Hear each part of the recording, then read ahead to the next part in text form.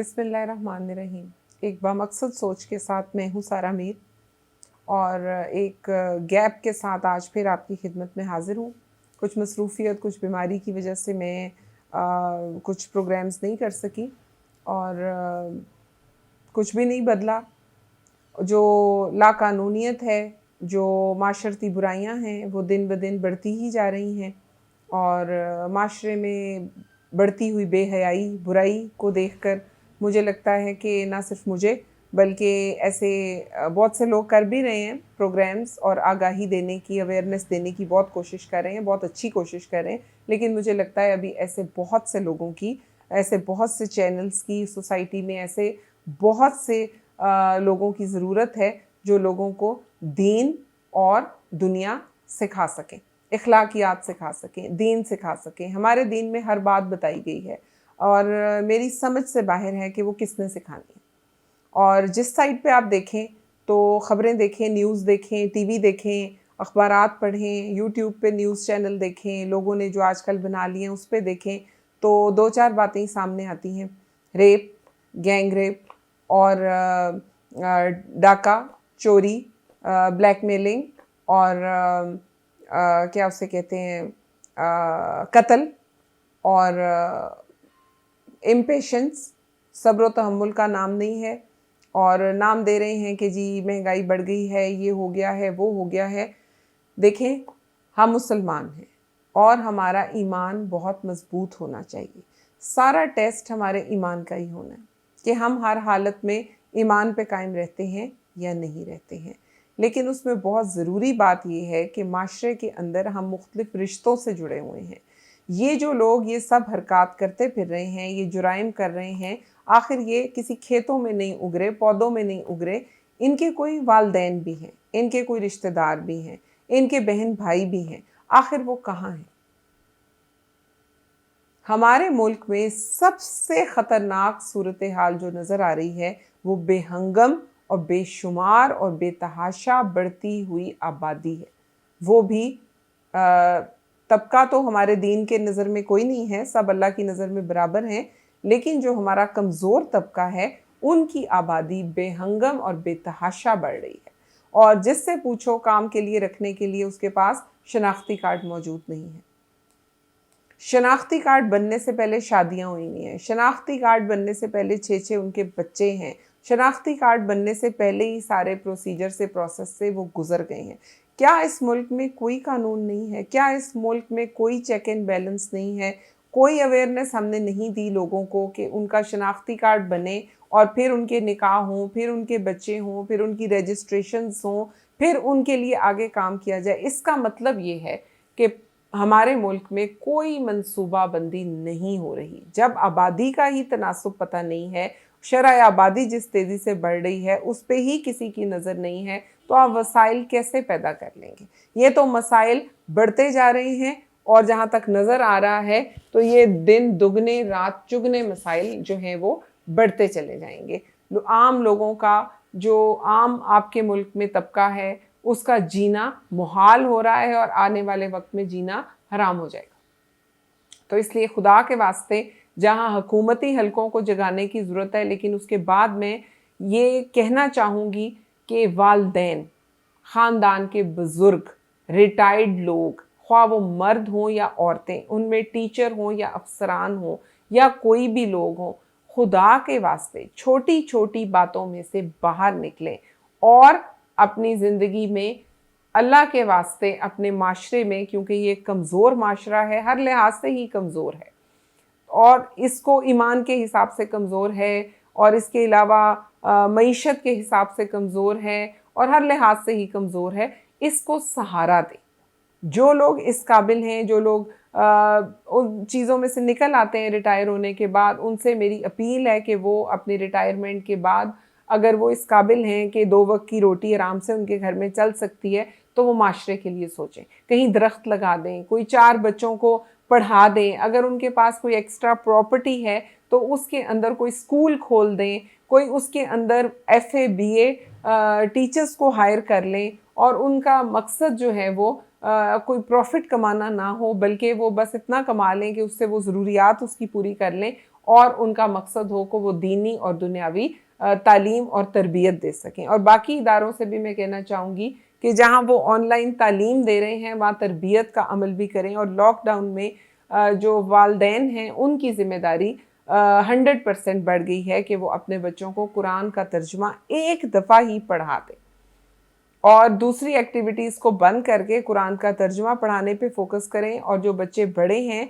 वो छोटे बच्चों को अपने माशरे में कोई ऐसी छोटी छोटी कम्युनिटीज़ बनाकर बाहर निकलें और उनको दीन की तरबियत देना शुरू करें। हलाल हराम का फ़र्क बताएं और आइली कवानीन यानी शादी के कवानीन के बारे में बताएं और दीन उस बारे में क्या कहता है उसके बारे में बताएं। साफ़ सफाई के बारे में, पाकीज़गी के बारे में बताएं, नमाज रोज़े के हुक्म के बारे में बताएं, एक दूसरे के हकूक़ व फ़राइज़ के बारे में बताएं। और जो ख़ानदान में बड़े हैं वो छोटे लोगों का और कमज़ोर लोगों का ख्याल रखें। खुदा का वास्ता है इन हालात में अपनी अना को फना करें। कहीं नहीं लिखा हुआ कि बहू ही सास का हाल पूछने जाएगी, सास बहू का हाल पूछने नहीं जाएगी।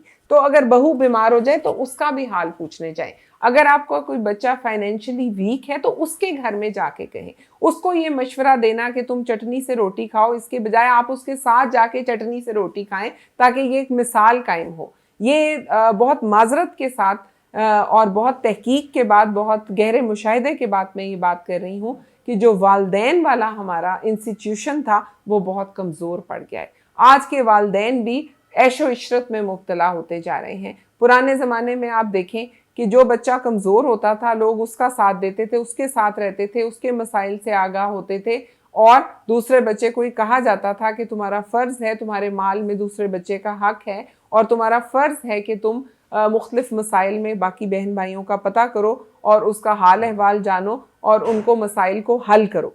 तो आज जो वालिदैन हैं वो ताकतवर और जो फाइनेंशियली स्ट्रॉन्ग बच्चा है उसके साथ जाकर बैठ जाते हैं ताकि हम अपनी ज़िंदगी को बहुत खुशगवार और बहुत अच्छा गुजार लें और जो दूसरा बच्चा है वो जो मर्ज़ी करता रहे। इसीलिए माशरे के अंदर मसाइल बढ़ते चले जा रहे हैं। मैं ये समझती हूँ कि अगर बुज़ुर्गों का और वालिदैन का जो किरदार है वो मस्बत हो जाए, वो बिठाकर बच्चों को जैसे भी है, देखें आपका काम डंडे के ज़ोर पर और पकड़ कर और मार धार करके बताना नहीं है, आपने सिर्फ पैगाम देना है और बार बार देना है, बार बार देना है, बार बार बच्चे को बुरी बात से रोकना है, बार बार बच्चे को गलत रास्ते पर जाने से रोकना है। आपने मुस्तकिल मुसलसल जब तक आपकी ज़िंदगी है उसके लिए दुआ करनी है। जहाँ बच्चे का फ़र्ज़ है, हमारे माशरे में हर कोई का वालिदैन की इज़्ज़त, वालिदैन की इज़्ज़त, उसको तो कोई चैलेंज कर ही नहीं सकता। वो तो एक बात समझ में आ गई, वालिदैन अपने फ़राइज़ भी अदा करें।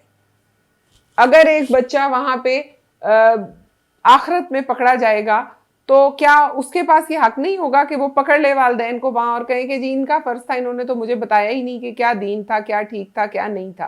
तो कौन पकड़ कर रोकेगा, कौन बताएगा?